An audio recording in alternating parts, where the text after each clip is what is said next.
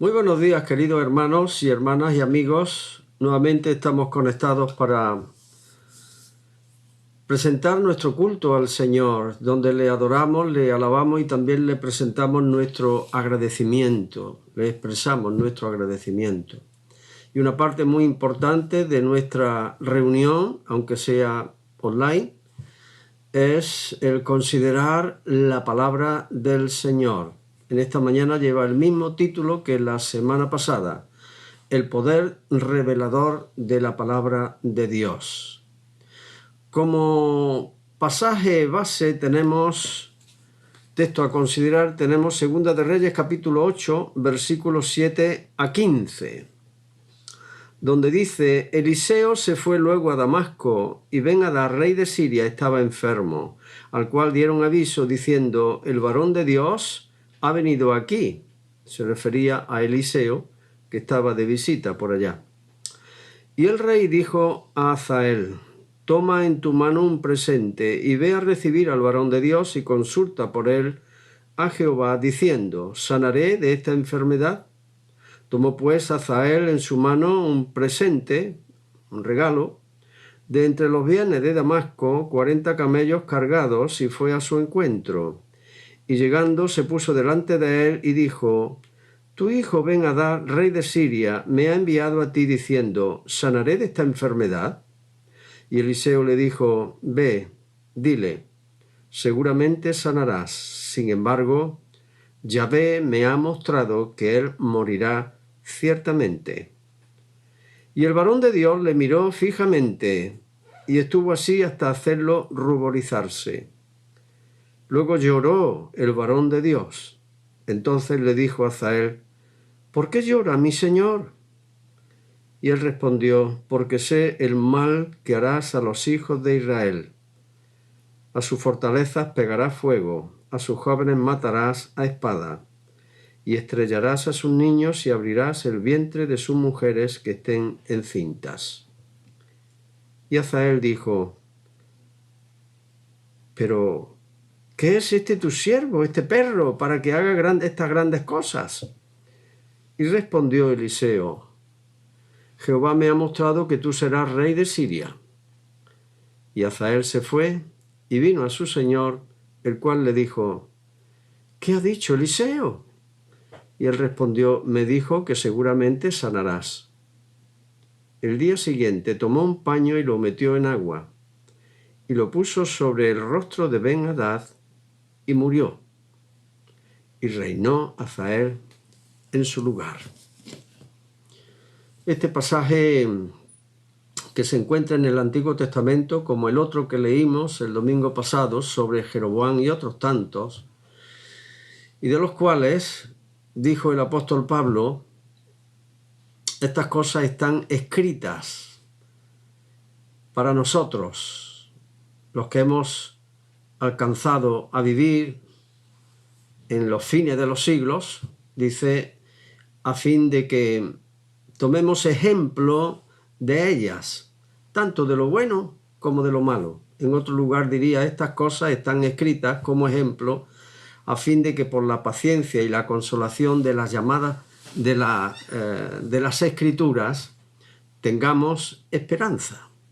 Vamos a ver qué es lo que en esta mañana tenemos aquí, que puede ser de interés para nosotros, pero como texto de referencia tenemos el mismo que teníamos la semana pasada, en Hebreos capítulo 4, versículos 12 y 13, porque la palabra de Dios es viva y eficaz y más cortante que toda espada de dos filos, y penetra hasta dividir lo que en el ser humano tiene de más íntimo, hasta llegar a lo más profundo de su ser, poniendo al descubierto los más secretos pensamientos e intenciones del corazón. Ninguna cosa creada se le oculta a Dios. Antes bien, todas las cosas están desnudas y abiertas a los ojos de aquel a quien tenemos que dar cuenta. Aquí el pasaje que hemos leído se dice que el rey de Siria cayó enfermo y, temiendo por su vida, aprovechó que Eliseo estaba de visita por allí y envió a su hombre de confianza, Hazael, al profeta Eliseo, para que le preguntara acerca de su enfermedad, si sanaría o no, si tenía alguna palabra del Señor al respecto. Así que Hazael fue al encuentro del profeta, cargó su bestia de regalos, y cuando lo encuentra le pregunta de parte del rey, te pregunta a ti si sanará de esta enfermedad o no. Entonces Eliseo, ya hemos leído lo que le dice, ve y dile, seguramente sanarás. Sin embargo, Yahvé me ha mostrado que él morirá ciertamente. Ahora tenemos que dejar bien sentado que los profetas de Israel no eran una especie de adivinos o futurólogos como los que estamos acostumbrados a ver en la televisión. Si aquellos recibían o percibían el futuro o llegaban a saber algo extraordinario de alguien, no era por mirar ninguna información extra en Internet, ni en Facebook, ni nada de eso. Ni tampoco por chismorrear con los conocidos de aquel a quien se dirigían. Lo que ellos sabían de extraordinario lo conocían por revelación de Dios. La Biblia nos dice en el Nuevo Testamento que Dios habló en otro tiempo por medio de los profetas. Y como conclusión a todas esas revelaciones que se fueron dando a lo largo de la historia, muchas veces y de muchas maneras, Dios luego nos habló por medio de su Hijo Jesucristo. Hebreos capítulo 1, versículos 1 y 2. Y hoy día nos habla por medio de las Escrituras que registran tanto las revelaciones del Antiguo Testamento como la revelación que nos dio en la persona, a través de las palabras y de las obras del Señor Jesucristo. Pero igual que antiguamente, hoy día también hay muchos farsantes y farsantas, tanto en el campo secular como en el religioso, que pretenden tener revelación de Dios. Pero no es cierto. No es cierto. No vienen de parte de Dios. Vienen a veces incluso de espíritus inmundos, espíritus satánicos, que revelan cosas que incluso ellos pueden saber, pero que tampoco pueden saberlo todo. Y así engañan y condicionan las vidas de las gentes con sus prácticas en el espiritismo, la adivinación, los echadores de cartas y otro tipo de juegos, a los cuales ningún creyente sano y que tiene las cosas claras se va a prestar jamás. Lo que pretenden en realidad, aparte de engañar por parte del diablo, que viene para engañar, matar y destruir, es sacar pingües beneficios a través de esas actividades adivinatorias, usando y jugando con los sentimientos de las personas. Ahora, teniendo en cuenta esa realidad, notemos lo que dice el profeta, lo que le dice el profeta Eliseo a Hazael, enviado por el rey Ben-Hadad. La primera parte del mensaje del profeta Eliseo era para el rey Ben-Hadad, el rey de Siria. Seguramente sanarás. Y eso indicaba que su enfermedad no era de muerte. Pero la segunda parte se la dice a Hazael. El Señor me ha mostrado que él morirá ciertamente. Y aparentemente parece que hay aquí una declaración contradictoria. Pero de momento, a continuación, ocurre algo inesperado y sorprendente. El varón de Dios, dice el texto, le miró fijamente y estuvo así hasta hacerlo ruborizarse. Dice y añade, luego lloró el varón de Dios. El varón de Dios empezó a llorar. Entonces le dijo a Hazael, ¿por qué llora mi señor? Y él respondió, porque sé el mal que harás a los hijos de Israel. A sus fortalezas pegarás a fuego, a sus jóvenes matarás a espada, y estrellarás a sus niños y abrirás el vientre a sus mujeres que estén encintas. Era la forma en la cual, cuando se hacía guerra con un pueblo, se usaba el terror. Y no había más terror que el de hacer este tipo de cosas que a nosotros nos parecen horrorosas. Pero eso se ha hecho siempre, en realidad. Es posible que en esos momentos el profeta Eliseo tuviera una visión en su mente y eso le horrorizó y le hizo sentir todo el dolor de lo que sufriría su pueblo Israel a manos de este futuro rey de Siria, que ahora mismo era un criado con ciertos poderes, porque los criados, en este caso los que servían a los reyes, tenían bastante autoridad, tenían mucha autoridad. Pero, como el otro le dijo, ¿quién es este perro para hacer estas cosas? Yo. Por eso de ahí su lloro, poder sentir el dolor, el sufrimiento del pueblo de Israel, verlo así en una visión por causa de este individuo que tenía delante. Aquí tenemos presente la palabra de Dios, es viva y eficaz y penetra hasta partir el alma y el espíritu. No hay cosa creada que no sea manifiesta delante de su presencia. Todas las cosas están desnudas y abiertas de forma anticipada.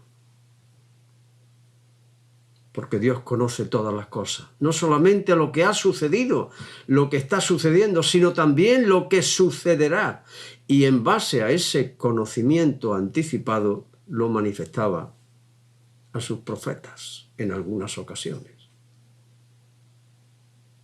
Ahora, es interesante notar que el receptor del mensaje, Azael, no se extraña.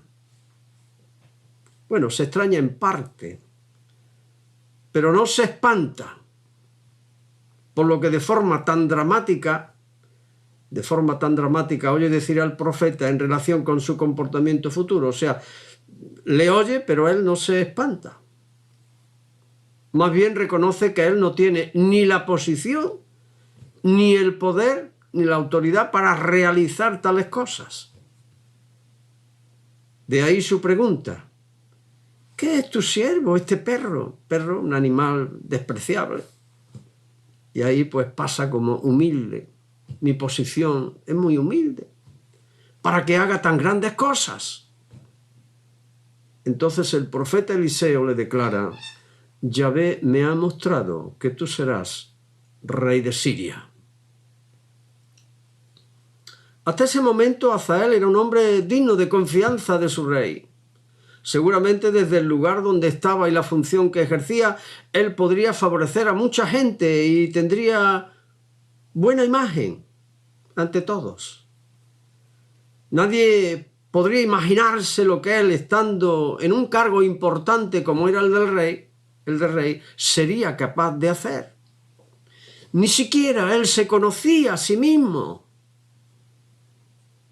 Y aquí, cuando uno lee pasajes así, como siempre suelo decir, hay que hacerle preguntas a la Biblia.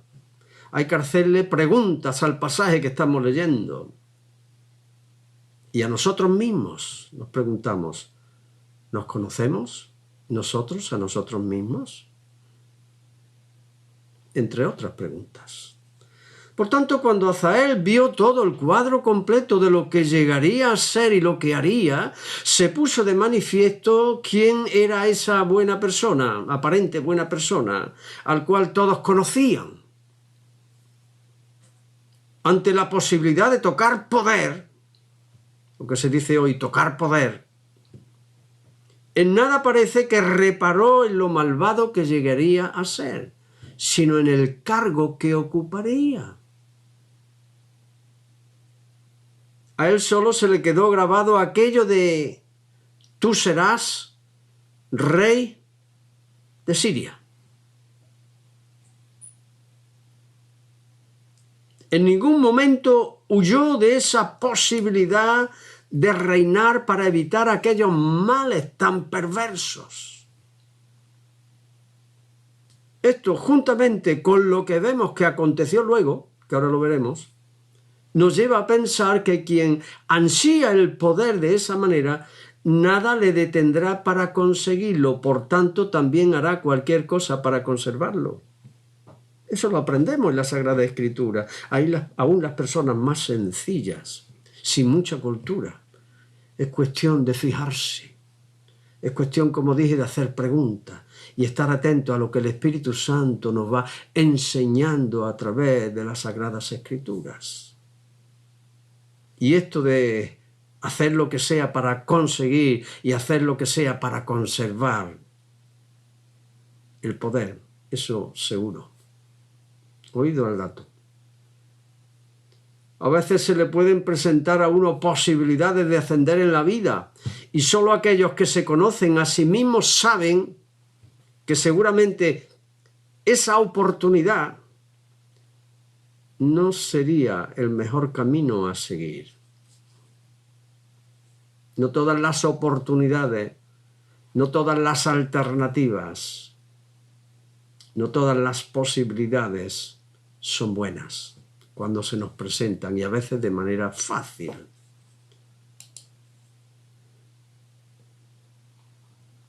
Pero otros, como el caso que nos ocupa, piensan que como de todas maneras todo eso iba a suceder, ¿por qué no acelerarlo?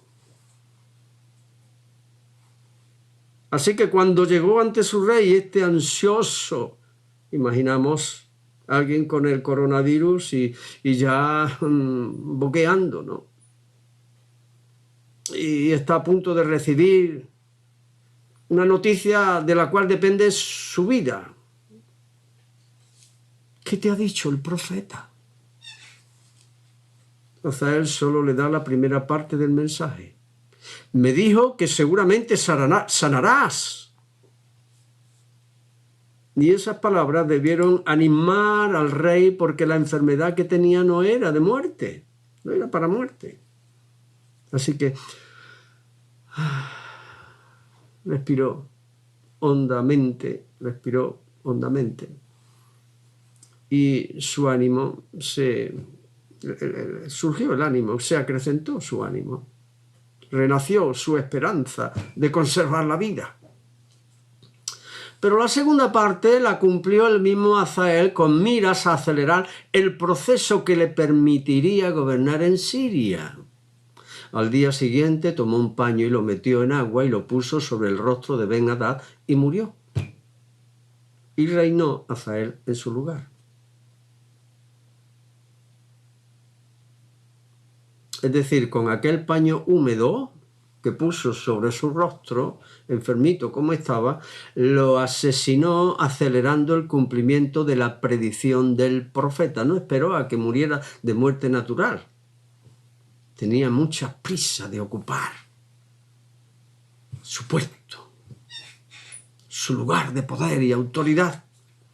Esto que vemos que se da muchas veces en grandes niveles políticos, empresariales, económicos, militares, también se suele dar en niveles inferiores, porque el poder estar ahí para, de alguna manera, sacar ventaja, obtener una posición más o menos importante, también se da en esos niveles. Por eso es importante que nos conozcamos a nosotros mismos. Al hilo de esto recordaba la película de Gladiator, cuando él habla con su padre, el emperador, su padre muy anciano, ya muy delicado, y le dice a su hijo: hijo mío, tú no reinarás. Y le habla claramente al corazón, porque no estaba capacitado para reinar. Era un hombre egoísta, era un hombre cruel, era un hombre necio, con falta de sabiduría. Y nunca olvido las palabras que le dice al final: hijo mío, tus fracasos son mis propios fracasos. Bueno, algo muy duro que el otro no pudo soportar. Se fue respirando y echando humo. Y no sé si el mismo día o al día siguiente hizo como Hazael, cogió un paño o una almohada, se la puso aquí y lo asesinó. Y a continuación se anduvo muy rápido para quitar del medio cualquier enemigo, como en el caso del protagonista, Russell Crowe, ¿no? que lo manda a matar porque él iba a ser el candidato más o menos para sacar Roma adelante. Así que una vez que Hazael ocupó el trono de Siria, llegado el tiempo hizo todo el mal que el profeta le había anunciado de antemano.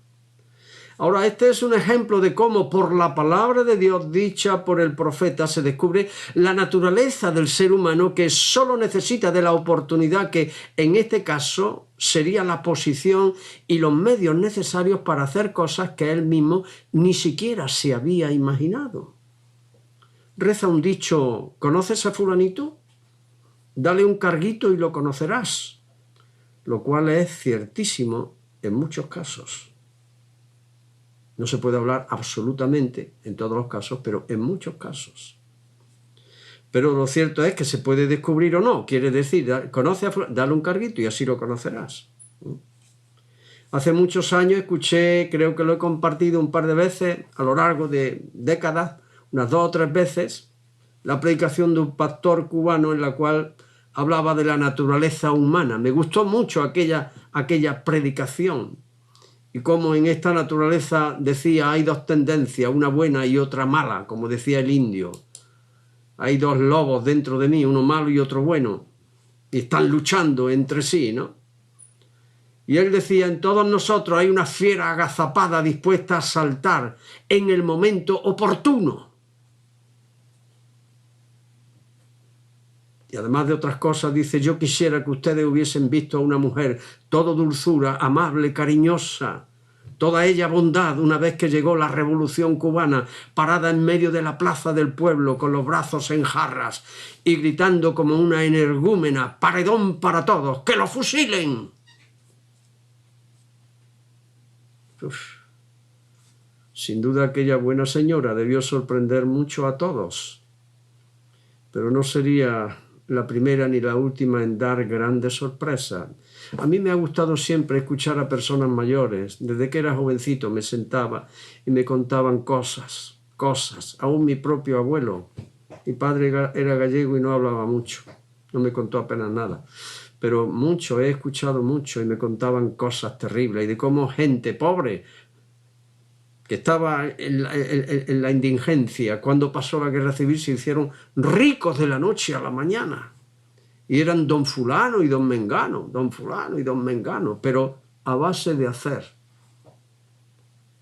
de realizar ciertas cosas horrorosas.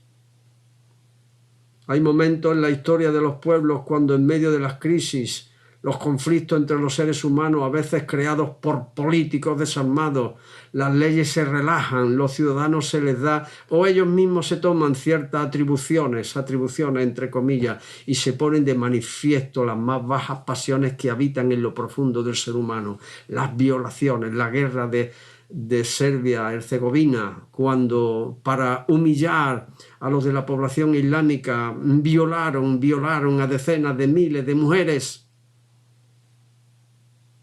Hay una película por ahí, que no me acuerdo ahora mismo del título, que violan a una mujer y cuando esta mujer llega a su familia, en vez de acogerla, abrazarla, llorar con ella, restaurarla, sanarla, todos la miran de reojo, como diciendo, tú aquí ya no pintas nada, tú aquí ya no vales nada, has sido violada.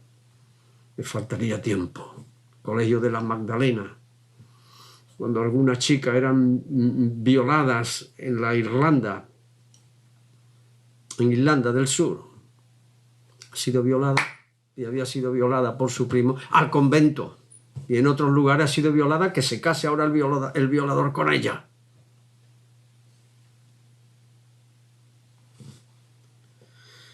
La historia en el pasado, pero también en el presente, está llena de ejemplos. ¿Cuántas y cuántas veces he oído hablar a gente mayor en este sentido de la guerra incivil española? el cambio más camaleónico que dieron algunos y algunas, siempre para peor, claro, salvo ejemplos heroicos de fidelidad a sus principios y a sus valores. Y cómo parece que se desata el mismo infierno en sus corazones actuando de forma terrorífica. Pero al respecto de la naturaleza humana no hace falta que ocurran guerras. Estas suceden todos los días en los matrimonios, las familias, vecinos, por causa de nacionalismo y otros muchos ismos que nos rodean. Y a uno se le hiela la sangre al ver tanto resentimiento, de momento de forma general expresado verbalmente, solo que sería cuestión de oportunidad, el momento adecuado para ir a otras cosas. Y es que ninguno de nosotros nos conocemos a nosotros mismos realmente y lo que podríamos llegar a hacer bajo ciertas circunstancias. Afortunadamente a los creyentes se nos ha dado esa herramienta que es la palabra de Dios, que es viva y eficaz y más cortante que toda espada de 2 filos, por medio de la cual Dios mismo llega hasta lo más profundo de nuestro ser, donde ni el mejor psicólogo del mundo puede llegar, como decía en la predicación pasada. Y luego esa acción eficaz de la palabra de Dios, esa potente luz, llevará a cabo una obra por medio de la cual nos veremos realmente como Dios nos ve y nos conoceremos como realmente somos y no como creemos o creíamos que somos. Entonces descubrimos que la Biblia siempre tuvo razón, siempre tuvo y tiene razón. Engañoso es y perverso el corazón más que todas las cosas. ¿Quién lo conocerá? El Dios que nos creó lo conoce, nos conoce muy bien. Por eso nos ha dado el instrumento adecuado para que, escudriñando las Escrituras y con la ayuda de su Espíritu Santo, también dejemos que nuestro corazón sea escudriñado hasta lo más profundo, hasta que digamos como Job, de oídas te había oído, mas ahora mis ojos te ven, por tanto me aborrezco y me arrepiento, en polvo y en ceniza.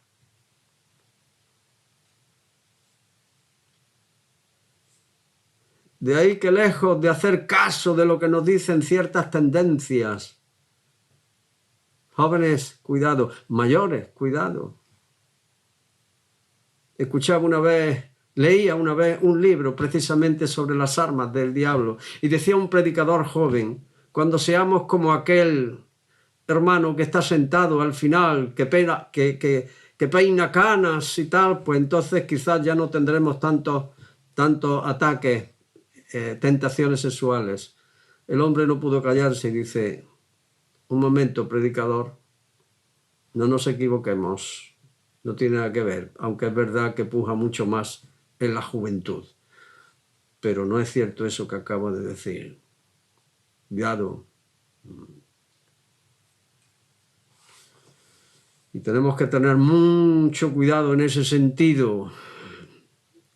De ahí que lejos de hacer caso de lo que nos dicen ciertas tendencias, que en nuestra sociedad unos son los buenos y otros son los malos. La Biblia dice que todos hemos pecado y estamos destituidos de la gloria de Dios. Todos hemos fallado y todos somos susceptibles de fallar en lo peor. Por eso llegar a conocernos bien es un ejercicio sano que podría evitar cometer grandes pecados a lo largo de nuestra vida. Para eso no tenemos que hacer un ejercicio introspectivo de nosotros mismos. Nosotros no estamos capacitados para conocernos a nosotros mismos, sino acercarnos más y más a aquel que dijo, yo soy la luz del mundo. El que me sigue no andará en tinieblas, sino que tendrá la luz de la vida. Es lo que tiene andar al lado de la luz, que nos provee de luz para que nos veamos como somos en realidad. Mirarnos a la luz de su palabra es un ejercicio sanísimo que nos capacitará para entender que nuestra confianza no deberíamos depositarla en nosotros mismos, sino en Dios, Dijo el apóstol Pablo, nosotros somos los que servimos a Dios en espíritu, los que no tenemos confianza en nuestra propia naturaleza caída. Filipenses 3:3.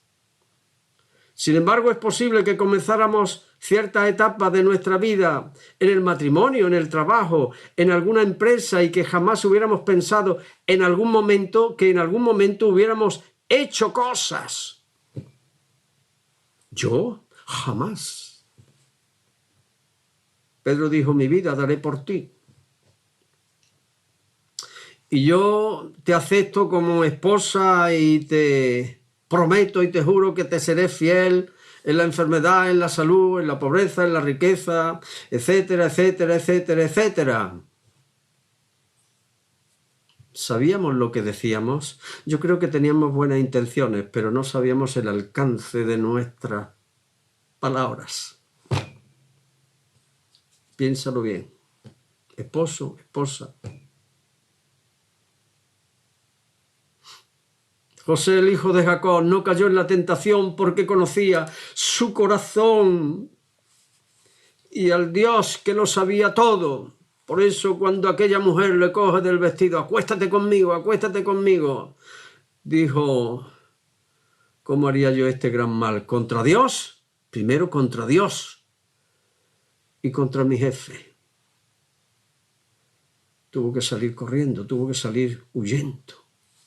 Él sabía lo que había en el corazón humano. Sí lo sabía bien. Sus hermanos mismos quisieron matarle y lo vendieron como esclavo. Pedro negó al Señor porque no conocía su corazón. Luego, cuando el Señor le miró bien adentro, le vio a sí mismo como realmente era. Se vio a sí mismo como realmente era. Por eso, saliendo afuera, dice, después de haber visto que el Señor le miraba, después de aquella negación, dice, lloró amargamente. Y aún Pablo, una vez convertido al Señor, siendo no solamente discípulo, sino apóstol del Señor, dice, lo que hice, la persecución de la iglesia, dice, lo hice por incredulidad, en ignorancia. Jesús desde la cruz dice, Padre, perdónalos porque no saben lo que hacen. La ignorancia, hermanos, la ignorancia, y esta ignorancia es tremenda, el no saber cómo uno realmente es, no conocerse a sí mismo. Por eso crucificaron al Señor. Qué diferentes hubieran sido las cosas si la vida de Azael y la de otros muchos hubieran tenido una visión clara desde el principio de Dios y de sí mismos. Y qué diferente hubiera sido nuestra vida seguramente si hubiéramos tenido esa misma visión de nosotros mismos desde el principio. Es posible que no hubiéramos dicho ni cometido algunos disparates de los cuales ahora nos avergonzamos y nos hemos arrepentido. ¿Pero es cierto que nos hemos arrepentido? Piénsalo bien. Arrepentido, como dijo Job, en polvo y en ceniza, para no volver más por ese camino. Pero afortunadamente Él nos salió al encuentro hace muchos años y a pesar de nuestros fallos nos libró de cometer errores mayores. Nosotros como creyentes tenemos que creer y afirmar que de haber fallado, incluso seriamente, las Escrituras dicen, si confesamos nuestros pecados, Él es fiel y justo para perdonar nuestros pecados y limpiarnos de nuestra maldad, de toda maldad. Así que, a la luz de este texto, a la luz de este pasaje que hemos considerado, a la luz de este texto que nos sirve como punto de referencia, sacamos una enseñanza tremenda. Es necesario, no tanto que nos conozcamos a nosotros mismos, por nosotros mismos, sino que nos acerquemos al Señor, que le busquemos, porque en la medida que nos acercamos al Señor y le conocemos a Él, entonces esa luz nos alumbrará de tal manera hasta lo más profundo de tal manera que nos veremos como Él nos ve, que nos conoceremos como Él nos conoce. Y no solamente eso, la luz del Señor cuando viene para sus hijos, no solamente tiene el propósito de iluminar para que veamos cómo Él es, sus propósitos, sino que también es una luz transformadora. Tenemos esa gran ventaja, tenemos ese gran privilegio de tener las Sagradas Escrituras para que por medio de la consideración de todo lo que en ellas nos enseña nuestro buen Dios, seamos transformados conforme a la imagen de su Hijo Jesús. Y ninguna experiencia con el Señor en este sentido es definitiva. Ninguna experiencia es absoluta. Estamos en un proceso de transformación por medio de la renovación de nuestro entendimiento, de santificación. Tal y como decía el apóstol Pablo, estando convencido de esto, que el que comenzó en vosotros la buena obra la perfeccionará hasta el día de Jesucristo.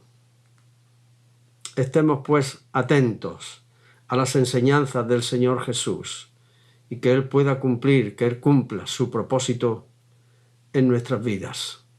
Amén y amén. Que el Señor bendiga su palabra. Amén.